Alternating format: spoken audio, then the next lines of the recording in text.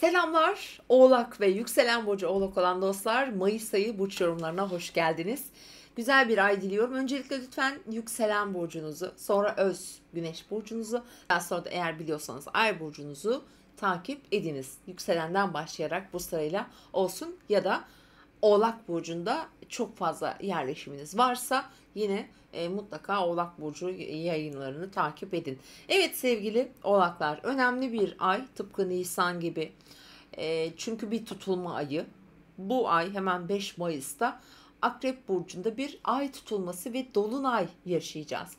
Bu sizin için olumlu, bunu söyleyebilirim. Hatta tüm burçlar arasında belki de en olumlu, en rahat, hatta ay geçirecek bir burçsunuz, öyle söyleyelim.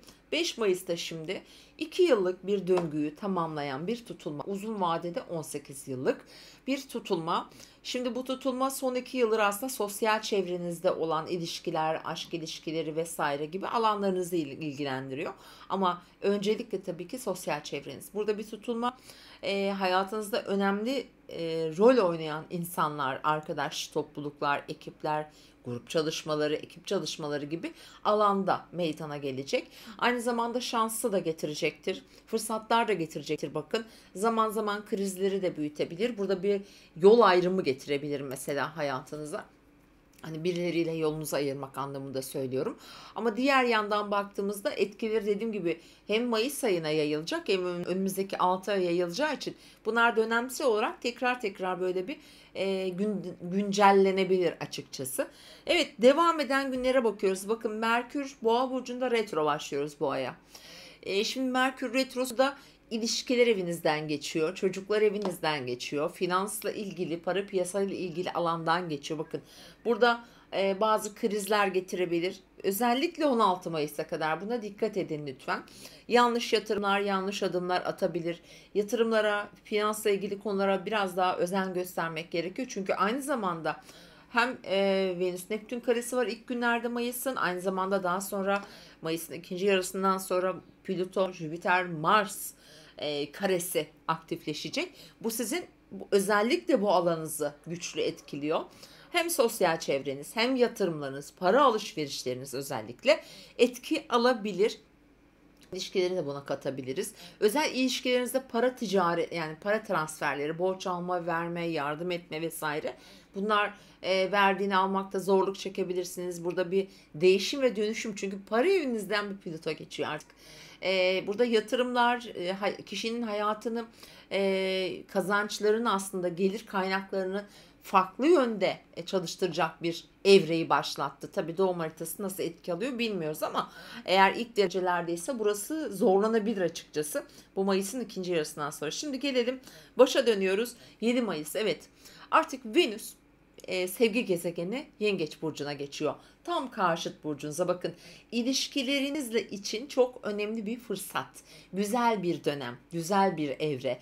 Daha somut sonuçlar, daha yumuşak, daha soft geçişler, problemlerin çözülmesi. Biraz daha böyle sevgi yumağı oluruz hani Venüs Yengeç burcunda. İlişkiler için sizin adınıza özellikle çok olumlu bir yerleşim. Hatta bunun devamında mesela 13, 14, 15 Mayıs tarihlerinde yine Venüs'ün Satürn'e çok güzel bir etkileşim olacak. Mesela ilişkiniz, belki ilişkiniz yok, bir ilişki başlayacak. Böyle de düşünebilirsiniz. Sosyal ilişkileriniz, ortaklı işleriniz de olabilir. Ailevi ilişkileriniz de olabilir. Çok daha rahat ilerleyeceğiniz, anlaşmazlıkların bir noktada belki çözüme ulaşacağı bir süreç, şanslı günler olacak açıkçası 13, 14, 15 Mayıs tarihleri. Evet, ve yine 9-10 Mayıs gibi arkadaşlar, burada Uranüs Boğa burcundaki Güneş'le kavuşacak. Boğa elementi çok güçlü gökyüzünde. Ve 16 Mayıs'ta bizim şans, fırsatlar gezegenimiz Jüpiter, o da Boğa burcuna geçiyor. Ve 9 Mayıs'taki o kavuşumu tetikleyecek aslında 5. ev. Ani, sürpriz, beklenmedik haberler, gelişmeler hayatınıza getirir. Mesela bir gebelik haberi, bir doğum haberi getirebilir, çocuk haberi, sürprizi getirebilir.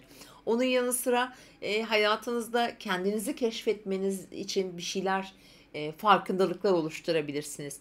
sanata biraz daha eğilebilirsiniz veya orada koşullar değişebilir. Yine para piyasaları ile ilgilenen bir oğlaksanız bakın, burası yine önemli. Burada yatırım illaki yapıyor, birikim yapıyor olabilir ve bu aslında tutulmayla, yani 5 Mayıs'taki tutulmayla birlikte hayatımızda bir takım döngüler çok ani hızla değişecek ve gelişecektir. Burası çünkü Mars da 20'sinden itibaren Aslan Burcu'na geçiyor ve yine sizin banka, kredi, finansla ilgili göstergeler alanınızda çalışacaktır. O yüzden gerçekten hayatınızdaki bu üçlüyü iyi yönetmeniz gerekecek. Mesela arsa, gayrimenkul, onların satışı, onlardan gelebilecek bir takım gelirler, onların sonraki değerlendirmelerini doğru yapmak çok önemli. Çünkü dediğim gibi bu tutulma gerçekten burada zaman zaman krizler de getirecek hepimizin hayatına. Yani finansal yönetim burada hakikaten çok çok önemli. Ekonomik bakımından güçlü bir ay ve doğru adımlar atmak önemli olacaktır. Evet, devam ettiğimizde bu arada bu Jüpiter Plüto karesi ayın 18'inden itibaren çok daha güçlü olarak çalışacak ve Mayıs'ın sonuna kadar, bunu tekrar hatırlatmak istiyorum. Geldik 19 Mayıs'a. Şimdi 19 Mayıs'ta burada bir yeni ay doğuyor. 28 derece. Boğa burcunda işte burada yeni bir aşk başlar. Yeni bir ilişki olur. Çocuklarla ilgili önemli sürpriz gelişmeler olur. Çocuğunuz çok iyi bir okula geçebilir. Onun hayatında güzel bir gelişme olabilir. Çocuğu olanlar için söylüyorum tabii. Diğer yandan yatırımlar.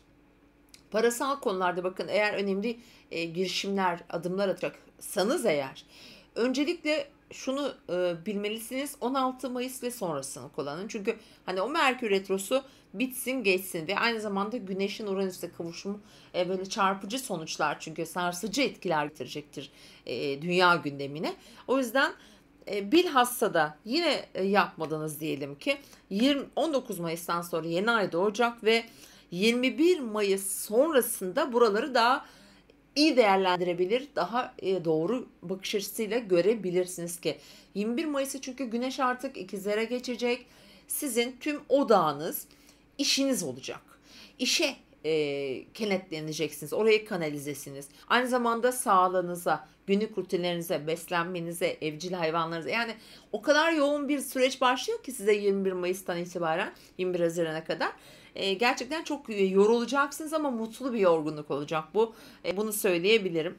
Evet, devam ettiğimizde 28 Mayıs ve civarına baktığımızda Güneş ve Satürn karesi burada etkinleşiyor, keskinleşiyor. Şimdi Satürn bu arada kardeşlerinizle olan bağlarınızı zorlayabilir. Yakın çevreyle olan ilişkinizi biraz soğutmuş olabilir. Bir mesafe gelmiş olabilir oraya. Üstüne üstlük bir de Venüs'te karesi olduğunda ilişkilerinize de burada, mesela o sosyal çevreniz, kardeş, arkadaşlar gibi alanla diğer ortaklı işleriniz veya özel ilişkiniz arasında böyle bir çelişkide kalabilir, bir zor durumda kalabilirsiniz açıkçası. O iki tarafı da yönetmek yorucu olabilir. Bu Mayıs'ın son günleri bu anlamda değerli. Orayı iyi yönetmek lazım. Satürn burada çünkü çözüm getirirse çok kalıcı, yerleşik çözümler getirecektir. Tabii doğum haritanızın aldığı etkilere göre.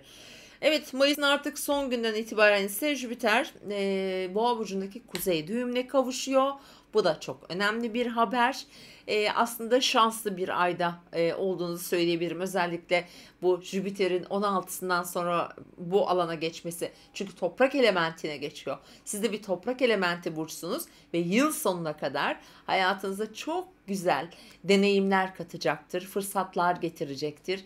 İlişkilerinizde çocuklarınızın başarılarını görebilirsiniz. Aşk hayatı bekleyen, isteyen mesela bir oğlaksanız gerçekten burada çok güzel ilişkiler başlayabilir. Çok sıra dışı bakış açısıyla yeni insanlar katabilirsiniz hayatınıza, çevrenize diyorum. Sevgili oğlaklar, evet, önemli bir ay. Saydığım gibi çok gezegen etkileşimi var. Güzel de etkiler alıyorsunuz. Özellikle 16'sından sonra gerçekten Jüpiter'in koruması altındasınız. Çünkü güneşinize, yükselenize vesaire olumlu açı yapacak. Yıllık burç yorumlarında bundan daha detaylı bahsettim. Kanalımda bulursanız eğer oğlaklar için izleyin derim sevgili oğlaklar. Evet, izlediğiniz için sağ olun. Teşekkür ederim. Eğer kanalıma abone değilseniz lütfen abone olun ve her akşam YouTube'da 7-8 gibi yayın yapıyorum. Yarınki gökyüzünü, burçları konuşuyoruz. Özel saatlerimiz var, onları konuşuyoruz. Sizi de aramızda görmek isteriz efendim. Kendinize iyi bakın, mutlu bir Mayıs diliyorum. Hoşça kalın.